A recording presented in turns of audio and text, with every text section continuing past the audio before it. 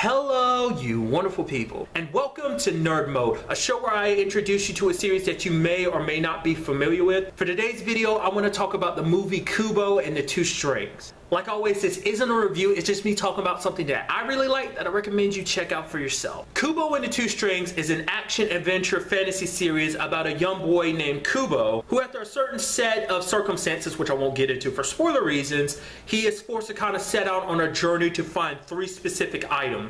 A sword, a breastplate, and a helmet, the means necessary to defeat the Moon King who seeks Kubo out. Joined by a monkey and a beetle, they will face many monsters and foes and dangers as they seek to finish their quest. There's more to it than that, but I'd rather not really kind of spoil that. I kind of want you to find out for yourself by watching this movie. It tells an amazing and beautiful story, blending some amazing action with a comedy and lighthearted side, but also having a darker tone to it, all spun together in this one tale. Like why the Moon King is so desperate to get Kubo and why Kubo only has one eye. Side note, that's a detail I totally missed when I originally saw the trailers for this movie. It actually plays a big part in the story as to why he only has one eye and the significance of it. And along with all that, the movie also does a very great job of creating bonds between our heroes, all bringing a little something different to the table, not just skill-wise, but just character-wise as well. The movie also has an awesome aesthetic to it as well. Not only is it easily one of the prettiest movies ever made, with its stop-motion animation and design, but also its setting too. Because if you don't know anything about me, like feudal Japan is kind of one of my favorite settings to see in a story. I guess it's mainly because of samurais, but that's kind of a whole other thing. The movie also has this kind of story within a story type of storytelling to it. And I had no idea that the movie had such a theme to it and how much that would kind of play a role in the story too. I mean, along those same lines, I also like the more magical aspects of it, like you know,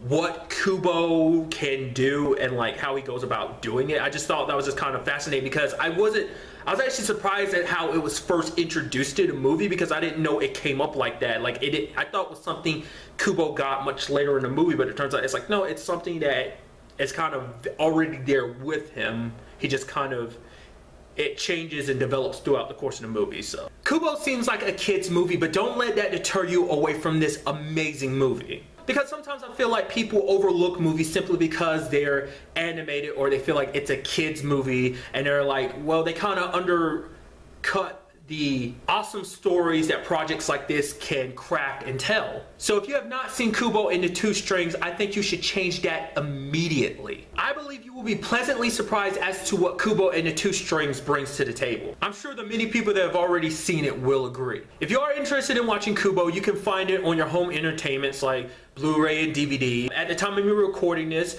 you can also watch it on Netflix. That's where I watched it. So, but really that's all I want to talk about in this video. To the next time we meet, be happy, be safe, live life to the fullest and enjoy it. Good day and goodbye.